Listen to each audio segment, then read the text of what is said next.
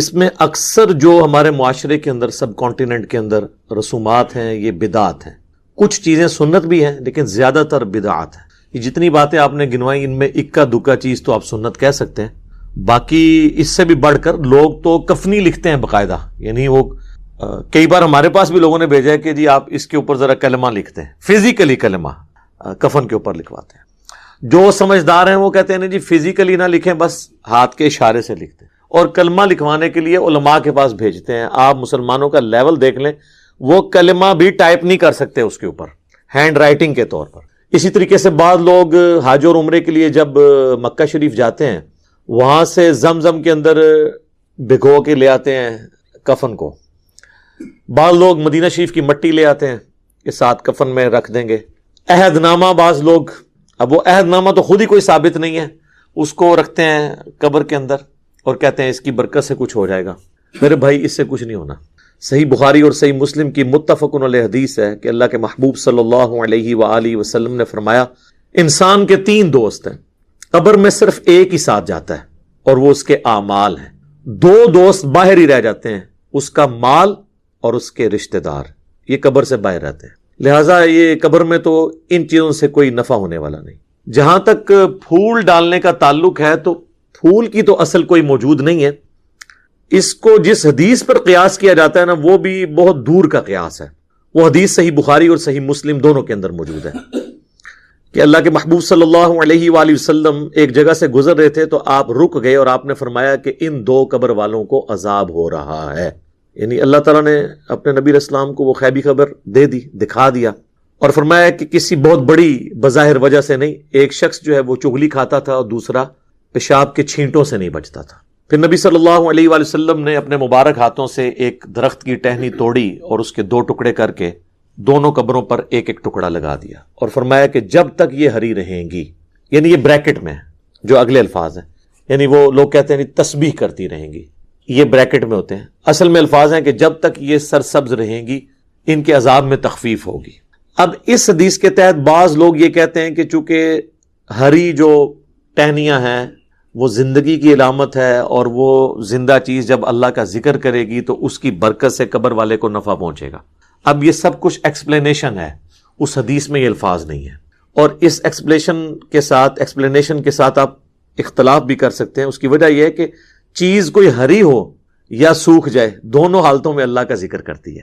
سورہ بنی اسرائیل میں آیا نا کہ کوئی ایسی چیز نہیں ہے جو اللہ کی حمد کے ساتھ اس کی تسبیح نہ کرتی ہو مگر یہ کہ تم اس کی تسبیحات کو سمجھ نہیں سکتے. سورۃ الرعد میں آیا کہ یہ جو بجلی گرجتی ہے الرعد, یہ بھی اللہ کا ذکر کرتی ہے. صحیح بخاری کے اندر موجود ہے, حضرت عبداللہ ابن مسعود کہتے ہیں کہ بعض اوقات ہم اللہ کے محبوب صلی اللہ علیہ وآلہ وسلم کے ساتھ کھانا کھا رہے ہوتے تھے تو وہ جو لقمہ ہم اٹھاتے تھے ہم اس کی تسبیح کی آواز بھی سنتے تھے.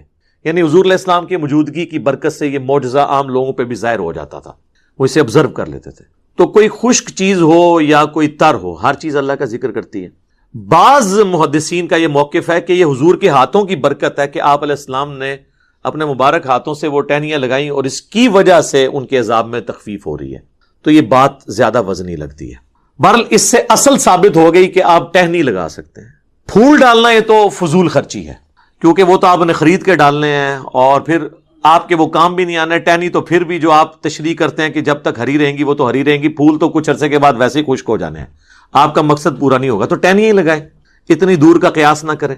اور پھر پھولوں میں ایک رسپیکٹ والا معاملہ بھی آ جاتا ہے, اور اسلام میں قبروں کی یہ والی رسپیکٹ نہیں ہے کہ لوگ جو ہے وہ اس کی اس قسم کی رسپیکٹ کریں. ویسے تو ہر مسلمان کی قبر کی رسپیکٹ ہے. صحیح مسلم میں حدیث ہے کہ کوئی کسی مسلمان کی قبر پہ بیٹھے اس سے بہتر ہے کہ انگاروں پہ بیٹھ جائے. یعنی قبر کی آپ توہین نہیں کر سکتے, وہ اپنی جگہ ہے, لیکن اس طرح کی رسپیکٹ بھی نہیں کر سکتے کہ معاملات اتنے آگے چلے جائیں. اور عموماً جو قبروں کے اوپر چادریں چڑھائی جاتی ہیں یا یہ پھول ڈالے جاتے ہیں وہ اس قسم کی رسپیکٹ ہے. اور اس طرح کی رسپیکٹ تو نبی علیہ السلام نے اپنی قبر کے بارے میں فرمایا. مسند احمد میں حدیث ہے, اللہم لا تجعل قبری وثنا یعبد, اللہ میری قبر کو ایسا بت نہ بننے دینا کہ لوگ اس کی پرستش شروع کر دیں. بخاری مسلم دونوں میں حدیث ہے. اما عائشہ کہتی ہیں کہ نبی علیہ السلام کی بیماری کے دن چل رہے تھے, آخری وقت آپ کا قریب تھا, اور آپ بار بار اپنے چہرے مبارک سے چادر ہٹاتے تھے تکلیف کی وجہ سے اور کہتے تھے لعن اللہ الیہود والنصارى, اتخذوا قبور انبیائہم مساجدہ، اللہ کی لعنت ہو یہود و نصارہ پر، انہوں نے اپنے نبیوں کی قبروں کو سجدہ گاہ بنا لیا تھا۔ اور اما عائشہ کہتی ہیں حضور یہ اس لیے بات کر رہے تھے کہ آپ ہمیں ڈرا رہے تھے کہ آپ کی قبر کے ساتھ یہ کچھ نہ کیا جائے۔ اور آگے اما عائشہ کے الفاظ ہیں بخاری مسلم میں کہ اگر ہمیں یہ خطرہ نہ ہوتا کہ لوگ رسول اللہ کی قبر پہ سجدے شروع کر دیں گے تو ہم بھی زائرین کی زیارت کے لیے اس قبر مبارک کو اوپن چھوڑ دیتے، لیکن ہم ڈر رہے تھے۔ تو اس طرح کی رسپیکٹ نہ ہو کہ جس میں معاملات بہت آگے چلے جائیں۔ باقی یہ درست ہے کہ آپ ٹہنی لگا سکتے ہیں اور یہ سنت مبارکہ ہے، اور حضور کی میں تو سمجھتا ہوں ہاتھوں کی برکت ہے۔ اس کو سپورٹیو حدیث بھی ہے بخاری اور مسلم دونوں میں۔ ایک حبشی عورت تھی جو مسجد نبوی کی صفائی کرتی تھی، اچانک فوت ہو گئی، صحابہ کرام نے رات کے وقت جنازہ پڑھ کے اسے دفنا دیا۔ نبی علیہ السلام نے کچھ دنوں کے بعد پوچھا کہ وہ عورت کدھر ہے، تو بتایا گیا یا رسول اللہ وہ تو فوت ہو گئی تھی۔ آپ نے فرمایا تم نے مجھے کیوں نہیں بتایا، میں بھی اس کا جنازہ پڑھتا۔ پھر آپ نے فرمایا مجھے اس کی قبر پہ لے جاؤ۔ حضور علیہ السلام قبر پہ لے گئے۔ حضور علیہ السلام کو صحابہ تو سمجھ رہے تھے کہ یہ تو عام سی عورت ہے، اس کی کیا امپورٹنس ہوگی، لیکن حضور علیہ السلام کے لیے تو جو دین کی خدمت کرنے والے لوگ ہیں ان کی امپورٹنس زیادہ ہے، چاہے وہ کچھ بھی ہوں دنیاوی سٹیٹس کے اعتبار سے۔ پھر نبی علیہ السلام نے اس کی قبر پہ جا کے جنازہ پڑھا، اور جب آپ واپس پلٹے تو یہ حدیث بخاری مسلم دونوں میں، مسلم کے آگے الفاظ ہیں، آپ نے فرمایا یہ قبریں اندھیروں میں ڈوبی ہوئی تھی، اللہ نے میرے جنازہ پڑھنے کی برکت سے انہیں نور سے بھر دیا ہے۔ تو اس سے یہ بھی پتہ چلا کہ وہ کافروں کی قبریں نہیں تھی، کیونکہ کافر کو مرنے کے بعد نفع نہیں قبر میں پہنچ سکتا، مسلمانوں کی قبریں تھیں۔ اب میں صحابہ نہیں کہتا، آپ لوگ گستاخی کا فتویٰ لگا دیں گے، اس زمانے کے جو بریلوی دیوبندی اہل حدیث ہوتے تھے ان کی قبریں تھیں۔ اب یہی مجھے کہنا پڑے گا مجبوراً، ٹھیک ہے، حضور کے زمانے کے۔ تو آپ علیہ السلام کی دعا کی برکت سے یہ معاملہ اس طرح کا ہو گیا۔ تو یہ ٹھیک ہے، آپ قبر پہ جا کے بھی جنازہ پڑھیں، اور دیکھیں آٹومیٹکلی اللہ تعالیٰ نے میت کو نفع پہنچانے کے لیے یہ پھولوں والا کام کرنے کی ضرورت نہیں، کئی اور طریقے رکھ دیے ہیں۔ صحیح بخاری اور مسلم دونوں میں حدیث موجود ہے کہ ایک مسلمان کے دوسرے مسلمان پہ 5 حق ہیں، 5 حقوق ہیں۔ ان میں سے ایک یہ ہے کہ جب وہ مر جائے تو اس کا جنازہ پڑھے، تو جنازہ پڑھے گا تو اس کے لیے دعا کرے گا، اس میں تو وہ نفع اسے پہنچے گا، تو پھول ڈال کے ضرور نفع پہنچانا ہے۔ پھر سنن ابی داؤد میں حدیث ہے جب اپنے بھائی کو دفنا چکو تو اس کی قبر پر کھڑے ہو کر دعا کرو، قبر کے اندر جو سوالات ہیں ان کے جوابات میں استقامت کے لیے، یہ بھی اس کے لیے نفع ہے۔ پھر اس کے بعد بھی جب آپ کبھی قبر پہ جائیں تو صحیح مسلم میں موجود ہے آپ نے قبرستان والوں کے لیے دعا کرنی ہے، السلام علیکم اہل الدیار من المؤمنین والمسلمین وَإِنَّا إِن شَاءَ اللَّهُ بِكُمْ لَلَاحِقُونَ نَسْأَلُ اللَّهَ لَنَا وَلَكُمُ الْعَافِيَةَ۔ اے جو مسلمان مومنین اور مسلمین یہاں پہ جتنے بھی لوگ دفن ہو، تم پر سلامتی ہو، ہم بھی اللہ نے چاہا تو عنقریب تمہارے پاس آنے والے ہیں مر کے، ہم اللہ کے حضور تمہارے لیے اور اپنے لیے عافیت کا سوال کرتے ہیں۔ تو یہ دعا کا بھی نفع ہے، وہ آپ نے قبرستان جب بھی جانا ہے دعا کرنی ہے تو وہ بھی نفع اس کو پہنچ رہا ہے۔ اس کے علاوہ کچھ رسومات ہیں وہ بھی صحیح ہے، جس طرح صحیح مسلم میں حدیث ہے کہ حضرت عمر بن عاص کی جب موت کا وقت قریب آیا تو بڑی لمبی وہ حدیث ہے، اور یوٹیوب پہ میرا کلپ بھی ہے عمر بن عاص کی موت، تو اس میں وہ کافی دردناک حدیث ہے۔ اس کے اینڈ پہ الفاظ ہیں جب میں مر جاؤں تو میری میت کے ساتھ کوئی نوحہ کرنے والی عورت نہیں لے کے جانی، ساتھ نہ کوئی آگ لے کے جانی ہے، اور جب مجھے دفنا چکو تو میری قبر پر پانی چھڑک دینا۔ تو اس سے پتہ چلا کہ قبر پہ پانی چھڑکنا سنت ہے، اور میری قبر پہ اتنی دیر بیٹھے رہنا، یعنی اس کے اوپر نہیں، یعنی مراد اس کے سائیڈ پہ، جتنی دیر اونٹ کو نہر کر کے، اونٹ کو نہر کرنے کے بعد اس کا گوشت تقسیم کیا جاتا ہے، یعنی آلموسٹ 2.5-3 گھنٹے، تاکہ میں اپنے قبر کے ساتھ مانوس ہو جاؤں اور سوالات کے جوابات میں مجھے استقامت نصیب ہو۔ تو قبر پہ بیٹھنا اتنی دیر تو یہ سنت ہے، یعنی ظاہر ہے سنت اس اعتبار سے ایک صحابی تعلیم کر رہے ہیں۔ تو پانی کا چھڑکاؤ کرنا بھی سنت ہو گیا، جنازے کی دعا بھی سنت ہو گئی، قبرستان کی دعا بھی سنت ہو گئی، اور سورۃ الحشر میں تو اللہ تعالیٰ نے کیٹاگوریکلی فرمایا ربنا اغفر لنا ولاخواننا الذین سبقونا بالایمان۔ اہل ایمان کی نشانی ہے کہ وہ اپنے سے اگلے جو لوگ گزر چکے، مر چکے، ان کے لیے دعا کرتے ہیں۔ تو وہ تو ہم عام دعاؤں میں بھی ہمارا حصہ ان تک پہنچتا رہتا ہے، وہ ہم نے دعا کرنی ہے ہر صورت میں۔ باقی اللہ کی مرضی ہے، وہ دعا کو قبول کرے۔ صحیح مسلم میں حدیث ہے کہ جس مسلمان کے جنازے میں 40 ایسے مسلمان شریک ہو جائیں جو شرک نہ کرتے ہوں تو اللہ تعالیٰ ان کی شفاعت اس مردے کے حق میں قبول کر لے گا۔ اب یہ اللہ کی مرضی ہے، قبول کرے یا نہ کرے۔ بخاری مسلم دونوں میں حدیث ہے کہ عبداللہ ابن ابی جب مرا ہے، حضور علیہ السلام نے اپنا کرتا مبارک کفن کے طور پہ اسے دیا، چونکہ اس کا بیٹا صحابی تھا، نبی علیہ السلام کی اخلاقیات تھی۔ اپنے مبارک ہاتھوں سے اسے قبر میں اتارا، جنازہ پڑھایا, اپنا تھوک مبارک اس کے منہ میں ٹپکایا, لیکن اینڈ رزلٹ یہ ہوا کہ سورہ توبہ میں آیات نازل ہوئیں کہ آپ 70 دفعہ بھی ان کے لیے مغفرت کی دعا کریں, ہم قبول نہیں کریں گے, اور آندہ نہ تو آپ نے ان کا جنازہ پڑھنا ہے اور نہ کسی کی اس طرح کے بندے کی قبر پہ آپ نے کھڑے ہونا ہے. تو وہ اللہ کی مرضی کسی کو نفع پہنچائے یا نہ پہنچائے, اس طرح دھواں زبردستی کے ساتھ نہیں کر سکتے. بخاری مسلم دونوں میں حدیث ہے, نبی علیہ السلام کا ایک غلام تھا مدعم, جو آپ علیہ السلام کہ اونٹ کا کجاوا کسا کرتا تھا, سفر و حضر میں آپ کو وضو کرواتا تھا, آپ کے ساتھ ایک اٹیچ تھا. تو آپ علیہ السلام نے نماز کی حالت میں ہی مجھے یوں کان سے پکڑ کے اپنے دائیں جانب کھڑا کیا. ٹھیک ہے, اس حدیث سے یہ بات پتہ چلی کہ جب دو بندے جماعت کرا رہے ہوں گے تو امام کی دائیں طرف مقتدی کھڑا ہوگا. جو حنفیوں کے آئے نا کہ ایک قدم پیچھے کھڑا ہوگا, یہ صرف کسی حدیث میں نہیں لکھا ہوا, ساتھ کھڑا ہوگا. امام اور مقتدی کا فرق یہ ہے کہ امام کے رائٹ سائڈ پہ مقتدی ہوتا ہے, جو لیفٹ سائڈ پہ کھڑا ہوگا وہ امام ہی تصور کیا جائے گا, چاہے اس کے ساتھ بھی کھڑا ہے. باقی لیڈرشپ تو وہ کر ہی رہا ہے نا. ویسے بھی اگر ایک گاڑی میں 2 سواریاں ہوں تو دوسری سواری ڈرائیور کے ساتھ ہی بیٹھتی ہے, الا یہ کہ اس کو کوئی پروٹوکول کا ایشو ہو تو وہ ڈائگنلی دوسری طرف بیٹھے گی. ادروائز 2 دوست جا رہے ہوں تو ساتھ ہی بیٹھیں گے نا, پیچھے تو نہیں بیٹھیں گے. بخاری میں حدیث موجود ہے کہ نبی صلی اللہ علیہ وآلہ وسلم نے فرمایا کہ اگر کوئی شخص یعنی جماعت کروا رہا ہے, اس کے ساتھ اس کا بھائی شامل ہوا ہے تو وہ اس کے دائیں طرف کھڑا ہو, اور اگر ایک اور کوئی آگے شخص شامل ہو جاتا ہے تو پھر یہ آپ کے ساتھ پریکٹیکلی واقعہ ہوا کہ آپ ایک شخص کو ساتھ کھڑا کر کے نماز پڑھ رہے تھے, اتنے میں ایک اور صحابی کہتے ہیں میں شامل ہوا, تو نبی علیہ السلام نے ہم دونوں کو پیچھے کی طرف دھکیل دیا, ہم پیچھے جا کے کھڑے ہو گئے. یہ نبی علیہ السلام نے پریکٹیکل کر کے بتایا کہ جب 3 ہو جائیں گے نا پھر 2 پیچھے کھڑے ہوں گے, ایک آگے, اور جب 2 ہوں گے تو سائڈ بائی سائڈ اور مقتدی رائٹ کے اوپر. پھر بخاری مسلم میں یہ بھی آتا ہے کہ اگر عورت ہے تو اس کی پیچھے ہوگی صف بالکل اینڈ پہ, اور اگر کوئی بچہ ہے تو اس کی مردوں سے پیچھے والی صف ہوگی, عورتوں کی تیسرے والی صف ہوگی. اور اس میں یہ بھی ہے کہ نبی علیہ السلام کی صحیح بخاری میں حدیث ہے کہ جو زیادہ قرآن جانتے ہیں نا وہ میرے قریب کھڑے ہوا کریں. ٹھیک ہے, حتیٰ کہ سنن نسائی میں ایک حدیث ہے, آپ کو مشکات میں مل جائے گی, کہ ایک صحابی ایک تابعی کہتے ہیں میں نماز پڑھ رہا تھا تو ایک شخص پیچھے سے آیا, اس نے مجھے پکڑ کے پیچھے کر دیا اور خود میری جگہ پہ کھڑا ہو گیا. نماز پڑھنے کے بعد اس نے کہا کہ تو نے برا نہیں منانا. وہ صحابی تھے جنہوں نے کیا. ان کا یہ نبی علیہ السلام کے زمانے میں تو ایسا نہیں ہوتا تھا کہ بچے پہلی صفوں میں آگے کھڑے ہوں. نبی علیہ السلام کے مبارک زمانے کے اندر تو مطلب جو زیادہ اہل علم تھے ان کو امام کے قریب کھڑے ہونے کا کہا جاتا تھا. یہ تو تمہارے حکمرانوں نے بیڑا غرق کیا ہے. حکمران اس وقت کون تھے؟ آل امیہ. جہاد پڑھوں گے وہی لال ہی نکلنا ہے. یہ تو تمہارے حکمرانوں نے کیا ہے کہ انہوں کی یہ بدماشیاں ہیں کہ وہ لوگ آگے پہلی صفوں میں آگے کھڑے ہو جاتے ہیں. اس سے یہ بھی پتہ چلا کہ اس وقت کے حکمرانوں کو وہ جاہل بھی سمجھتے تھے صحابہ کرام, لیکن مجبوراً تھے. ٹھیک ہے, تو حکمرانوں نے قبضے کیے ہوئے تھے. تو آج بھی آپ دیکھ لیں جس گاؤں کا چودھری لیٹ ہو جائے پہلی صف میں ایک بلکہ باقاعدہ ایک رومال رکھ کے کھڑا کیا ہوتا ہے جگہ کہ وہ لیٹ آ کے بھی پہلی صف میں شامل ہوگا, اور یہ سب دیندار لوگ بھی کرتے ہیں. ہم ایک اہل حدیث کی مسجد میں اب اشارتاً بات ہی کروں گا, اہل حدیث کی اس مسجد میں ہم نماز پڑھ رہے تھے کہ جو مسجد اہل حدیث کی اس تنظیم کے انڈر تھی کہ جس کا کام ہی صرف چندے جمع کرنا ہے. صحیح, وہ آپ کو پتہ چل جائے گا. تو وہ چندہ پارٹی نے کیا کیا کہ وہاں پہ ہزاروں لوگ پڑھتے تھے, وہ قرات بڑی اچھی کرتے تھے امام صاحب. تو ہم لوگ جو ہے نا تراویح کے لیے وہاں پہنچے تو ہم نے ایک بڑی آکورڈ چیز دیکھی کہ یار پہلی صف جو ہے نا پوری خالی ہے, اور انہوں نے مصلی جو ہے نا وہ محراب سے نکال کے پہلی صف میں امام کا ڈالا ہوا ہے.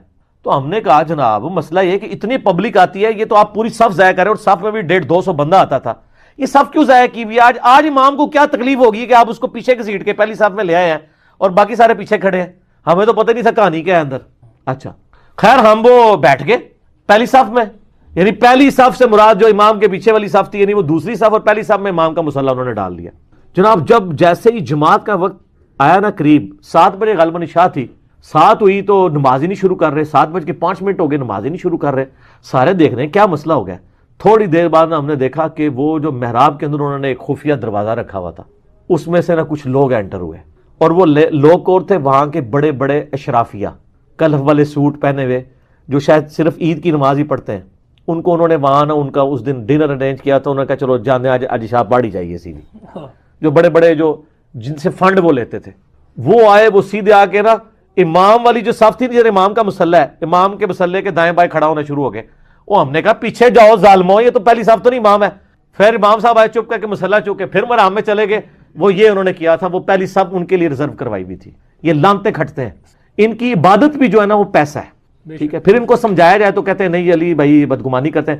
ہم اللہ کی وجہ سے بدگمانی نہیں کرتے, ہمیں یقین کامل ہے کہ آپ دنیا کے لیے کر رہے ہیں. بدگمانی تو وہ ہوتی ہے جس میں 2 رائے ہوں, ہمیں تو یقین ہے, ہم بدگمانی نہیں کرتے, اللہ معافی دے.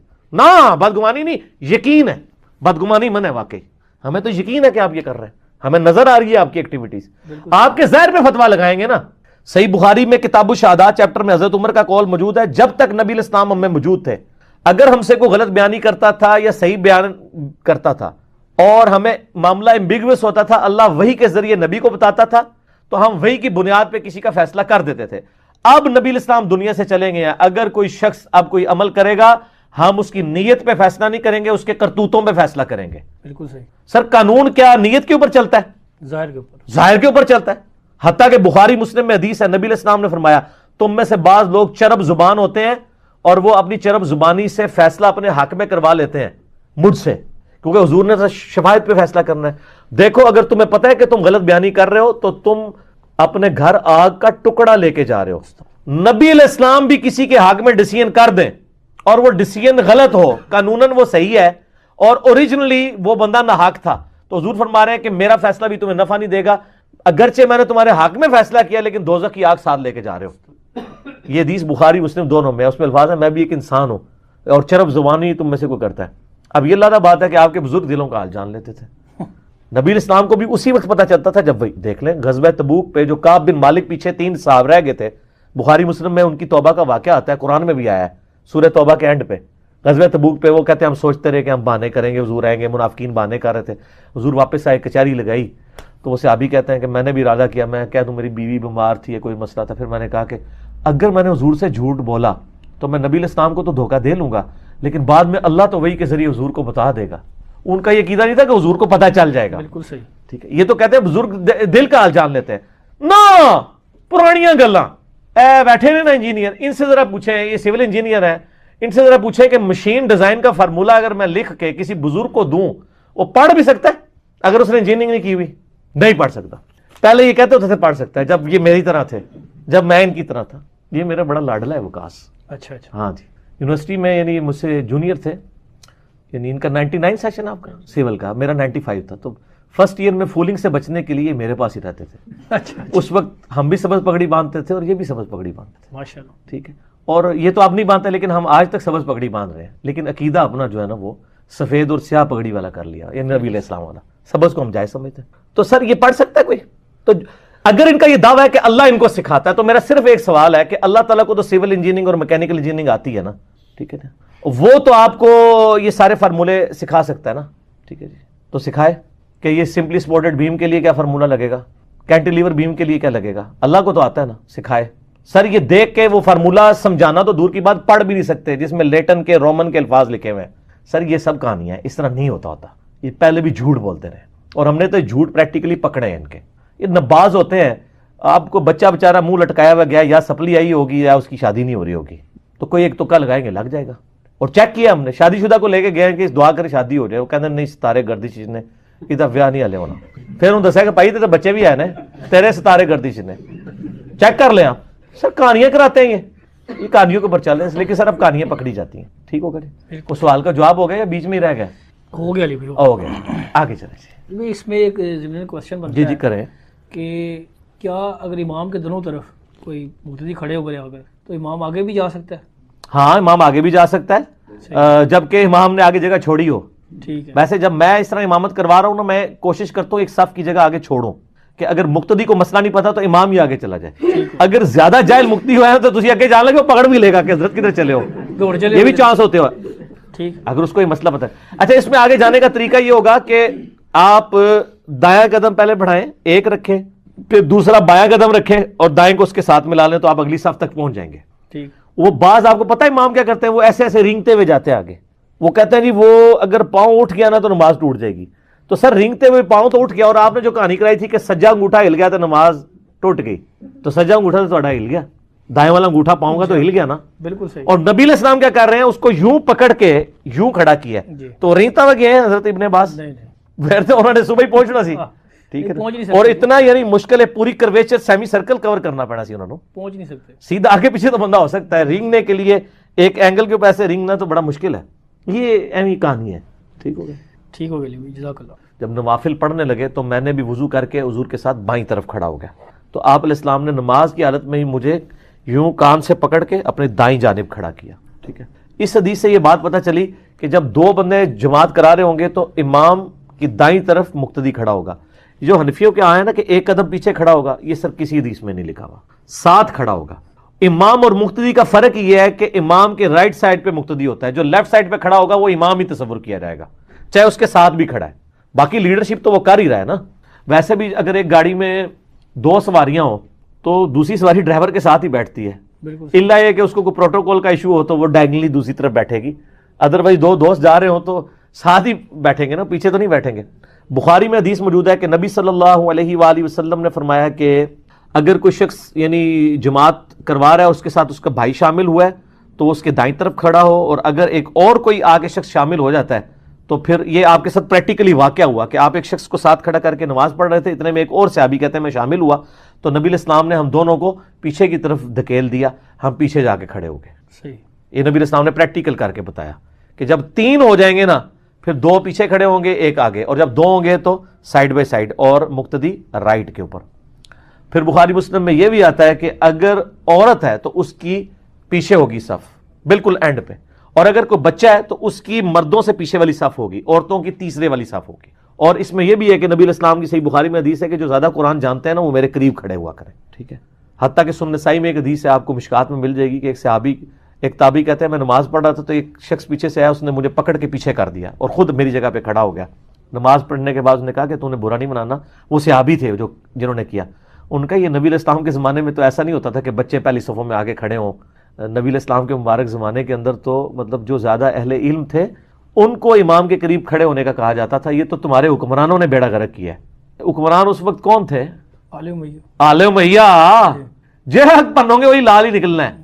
ये तो तुम्हारे हुक्मरानों ने किया है कि उनकी ये बदमाशी है कि वो लोग आगे पहली सफ़ों में आगे खड़े हो जाते हैं। इससे ये भी पता चला कि उस वक्त के हुक्मरानों को वो जाहिल भी समझते थे साहब इकराम, लेकिन मजबूरन थे, ठीक है। तो हुक्मरानों ने कब्जे किए हुए थे। तो आज भी आप देख लें, जिस गांव का चौधरी लेट हो जाए पहली सब में एक बल्कि बकायदा एक रुमाल रख के खड़ा किया होता है जगह कि वो बंदा लेट आके भी पहली सब में शामिल होगा। और ये सब दीनदार लोग भी करते हैं। हम एक अहले हदीस की मस्जिद में, मैं अब इशारतन बात ही करूंगा, अहले हदीस की उस मस्जिद में हम नमाज पढ़ रहे थे कि जो मस्जिद अहले हदीस की उस तंजीम के अंडर थी कि जिसका काम ही सिर्फ चंदे जमा करना है, सही, वो आपको पता चल जाएगा। तो वो चंदा पार्टी ने क्या किया कि वहां पे हजारों लोग पढ़ते थे, वो किरात बड़ी अच्छी करते थे इमाम साहब। तो हम लोग जो है ना तरावी के लिए वहां पहुंचे तो हमने एक बड़ी ऑकवर्ड चीज देखी कि यार पहली सफ जो है ना पूरी खाली है और उन्होंने मुसल्ला जो है ना वो मेहराब से निकाल के पहली सफ में इमाम का डाला हुआ है।